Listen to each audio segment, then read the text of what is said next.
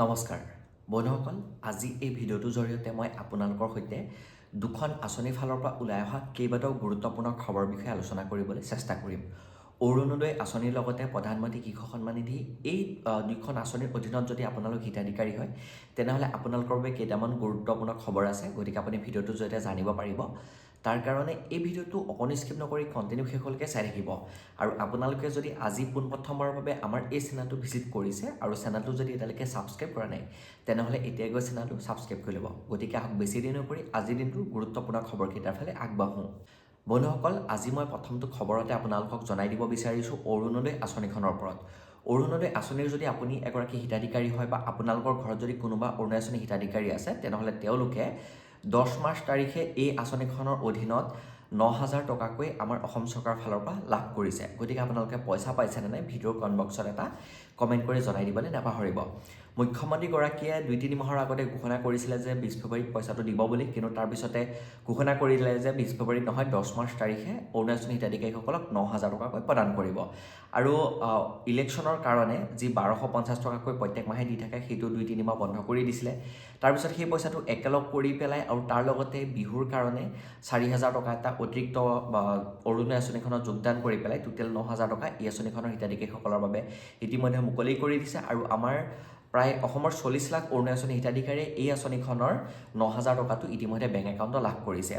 যদি বন্ধুসকল আপুনি এনেকুৱা এগৰাকী হিতাধিকাৰী হয় যে অৰুণোদয় আঁচনিখনৰ পইচা এতিয়ালৈকে লাভ কৰা নাই তেনেহ'লে আপোনাৰ বাবে কেইটামান খুবেই গুৰুত্বপূৰ্ণ খবৰ। যদি আপুনি অৰুণোদয় আঁচনি 3.0ত আবেদন প্ৰক্ৰিয়া কৰিছিলে বা আপুনি যদি তাৰ অধীনত 3.0 অধীনত 2025 চনৰ ছেপ্টেম্বৰ অক্টোবৰ মাহত পইচা লাভ কৰিছিলে তেনেহ'লে আপুনি এতিয়া নিশ্চয় এই আঁচনিখনৰ অধীনৰ পইচাসমূহ লাভ কৰিব। যদি আপুনি অৰুণোদয় আঁচনি 3.0 পইচা পাইছিলে আৰু আপুনি যদি এতিয়া পইচা পোৱা নাই তেনেহ'লে পোনপ্ৰথমতে আপোনাৰ বেংক একাউণ্টটো চেক কৰিব, আপোনাৰ বেংকৰ মিনি ষ্টেটমেণ্ট চেক কৰিব। যদি আপোনাৰ বেংকত পইচাটো সোমোৱা নাই তেনেহ'লে আপোনালোকে প্ৰথমতে বেংকত যোগাযোগ কৰিব। কেতিয়াবা এনেকুৱা হৈ থাকে যে আপুনি যিটো বেংক একাউণ্ট দি থয় অৰুণোদয় আঁচনিত সেই বেংক একাউণ্টত যদি আপোনাৰ ডিবিটি মাধ্যমটো অ'পেন হৈ নাথাকে বা সেই বেংক একাউণ্টত যদি আপোনাৰ আধাৰ কাৰ্ডখন লিংক হৈ নাথাকে বা আপুনি সেই বেংকটোত যদি পইচা ওলোৱা সোমোৱা কৰি নাৰাখে বা বহুত দিন হৈ গ'ল আপুনি কোনো ধৰণৰ KYC আপডেশ্যন কৰা নাই তেতিয়াহ'লে আপোনাৰ এই আঁচনিখনৰ পইচাটো নোসোমায়। পোনপ্ৰথমে আপুনি বেংক একাউণ্টত গৈ পেলাই যোগাযোগ কৰি ল'ব। যদি বেংক একাউণ্টত যোগাযোগ কৰাৰ পিছত আপোনাৰ পইচাটো সোমাই গৈছে তেনেহ'লে ভালেই খবৰ। তাৰপিছতো যদি আপোনাৰ বেংকত পইচাটো নোসোমায় তেনেহ'লে আপুনি আপোনাৰ যি DC অফিচ আছে তাত যাব, তাত আপোনাৰ অৰুণোদয় কেন্দ্ৰ আছে, সেই অৰুণোদয় কেন্দ্ৰত আপুনি যোগাযোগ কৰিলেই সকলোখিনি কথা বিতংভাৱে এইটো যে জানিব পাৰিব যে কিহৰ কাৰণে আপোনালোকে পইচা পালে বা কিহৰ কাৰণে পইচা আপোনালোকে নেপালে। কিন্তু সদ্যহতে যিসকল হিতাধিকাৰীৰ নাম ৰেচন কাৰ্ডত আছে, যিসকলে অৰুণোদয় 3.0ত আবেদন প্ৰক্ৰিয়া কৰিছিলে তেওঁলোকে পইচা পাইছিলে 1-2 মাহৰ, সেই সকলো হিতাধিকাৰীয়ে বৰ্তমান এই আঁচনিখনৰ পইচা লাভ কৰিছে।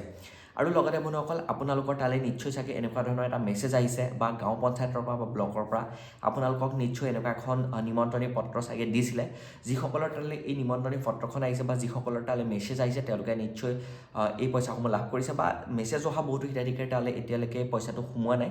গতিকে আপোনালোকে চিন্তা কৰি থাকিব নালাগে, মেছেজ অহাৰ 48 ঘণ্টাৰ ভিতৰত এই পইচাটো আপোনাৰ বেংক একাউণ্টত সোমাই যাব।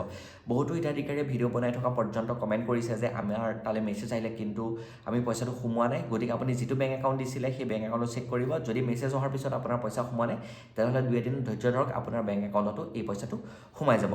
গতিকে এতিয়া আপোনালোকে যদি এই আঁচনিখনৰ অধীনৰ এগৰাকী হিতাধিকাৰী হয় তেনেহ'লে নিশ্চয় পইচা পাইছে।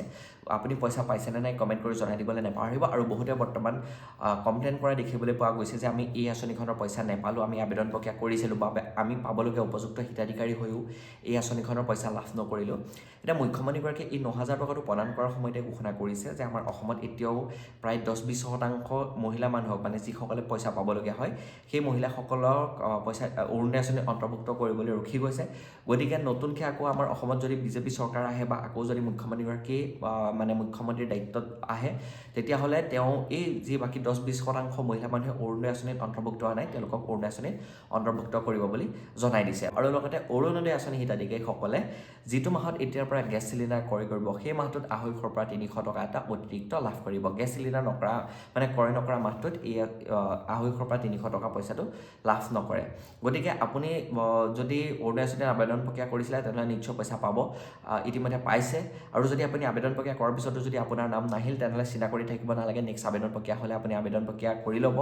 আৰু অৰুণোদয় আঁচনিৰ পইচা এইবাৰ সেইসকলেহে পাইছে যিসকলে অৰুণোদয় ত্ৰিপঞ্জীয় পইচা পাইছিলে, যাৰ নাম ৰেচন কাৰ্ডত আছে সেইসকলে পাইছে, আৰু যাৰ ঘৰত কোনো ধৰণৰ চৰকাৰী চাকৰিয়াল নাই সেইসকলে এই আঁচনিখনৰ পইচা লাভ কৰিছে।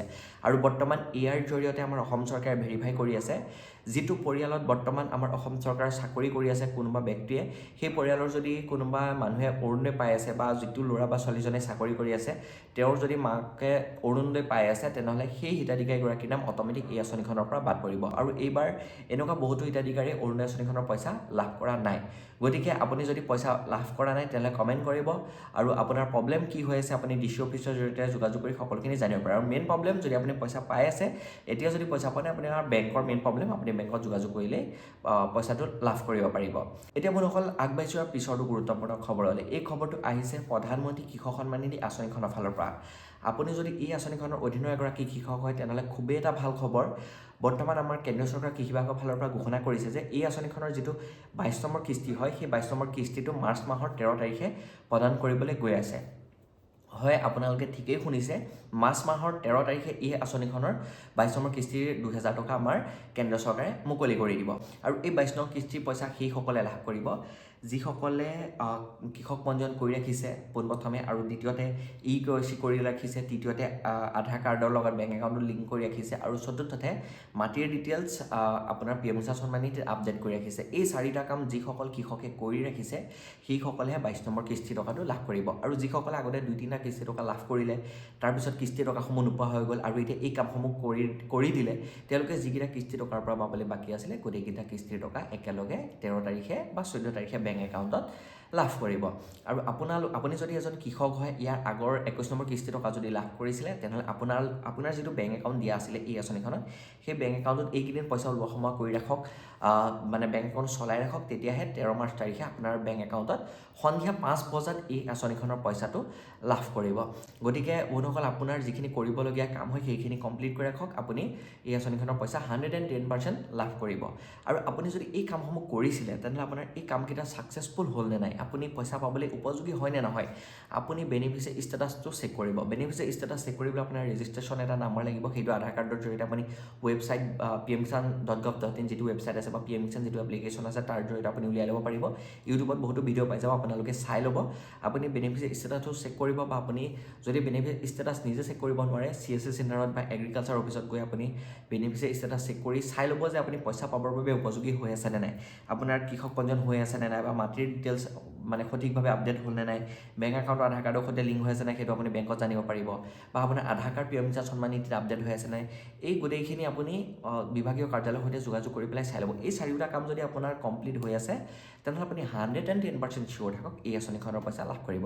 আৰু যিসকলে 21 নম্বৰ কিস্তিৰ পইচা লাভ কৰিছে সেইসকলেতো বৰ্তমান এই আঁচনিখনৰ পইচা লাভ কৰিবই, যিসকলে পইচা পোৱা নাছিলে সেইসকলে এই কামসমূহ কৰিলেহে এতিয়া এই আঁচনিখনৰ পইচাটো লাভ কৰিব পাৰিব। আমাৰ অসমত প্ৰায় এইবাৰ 30 লাখৰ পৰা 40 লাখ কৃষকে এই আঁচনিখনৰ পইচাটো লাভ কৰিবলৈ গৈ আছে।